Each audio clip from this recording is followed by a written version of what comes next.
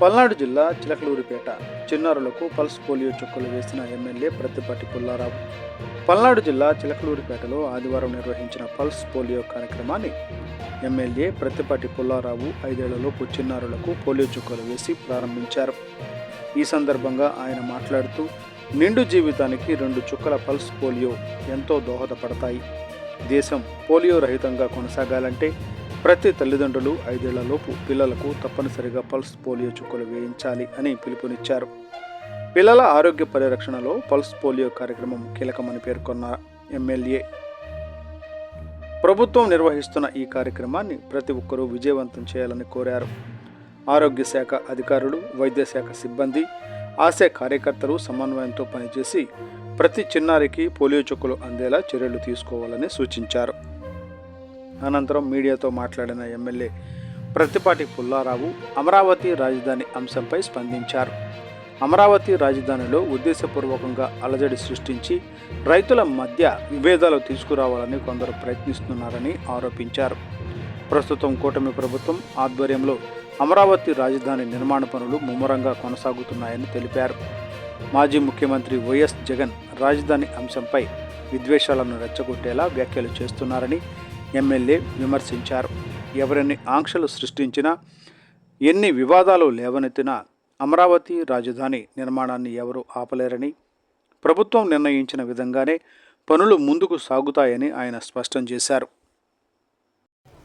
ఈరోజు రాష్ట్ర వ్యాప్తంగా 5 సంవత్సరాల లోపు ఉన్నటువంటి పిల్లలందరికీ పోలియో చుక్కలు వేసి భవిష్యత్తులో ఎక్కడ పోలియో బారిన పడకుండా, వికలాంగులు అయ్యేటువంటి అవకాశం లేకుండా రాష్ట్ర ప్రభుత్వం చంద్రబాబు గారి యొక్క నాయకత్వంలో ఈరోజు పోలియో చుక్కల కార్యక్రమాన్ని రాష్ట్ర వ్యాప్తంగా నిర్వహించడం జరిగింది.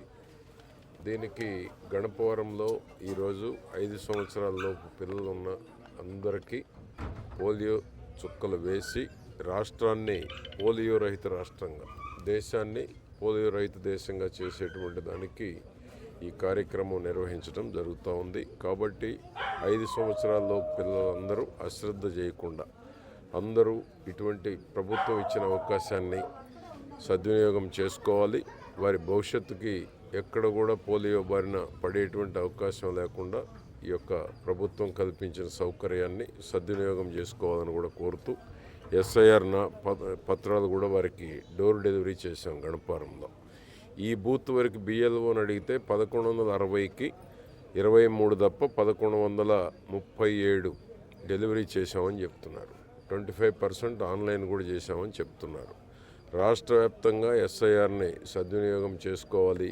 2002 నుంచి ఫ్యామిలీ ట్రీ 2026లో ఇప్పుడు జరుగుతుంది. కాబట్టి ఈ అవకాశాన్ని ప్రతి ఒక్కరూ సద్వినియోగం చేసుకోవాలి. ప్రతి ఒక్కరికి ఓటు అనేటువంటిది బాధ్యత, పౌరుని యొక్క బాధ్యత. ఆ అవకాశాన్ని కూడా సద్వినియోగం చేసుకోవాలని కూడా కోరుకుంటూ ఉన్నాం. అదేవిధంగా జగన్మోహన్ రెడ్డి ఆలోచనలు మనం చూస్తూ ఉన్నాం.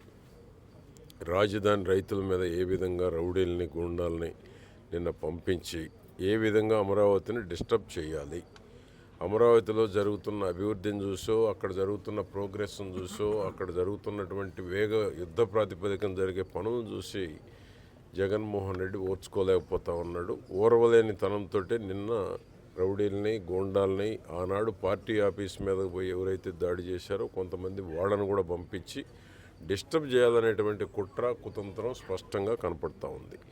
కాబట్టి ఇటువంటి జగన్మోహన్ రెడ్డి, ఆ పార్టీ ఈ రాష్ట్రంలో ప్రజలు చీకొట్టేటువంటి పరిస్థితిలో ఉన్నారు. కాబట్టి ఇప్పుడైనా అమరావతి రైతులు ఏ విధంగా వాళ్ళ గో బ్యాక్ అని చెప్పారు, మావిగన్ అనేటువంటి కాకుండా అమరావతికి జిందాబాద్ అంటేనే రమ్మంటున్నారు.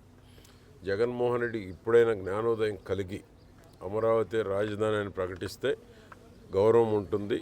లేకపోతే ఆ పార్టీని, జగన్మోహన్ రెడ్డిని కూడా నామరూపాలు లేకుండా ప్రజలు సిద్ధంగా ఉన్నారు చేయటానికి కూడా. ఓకే.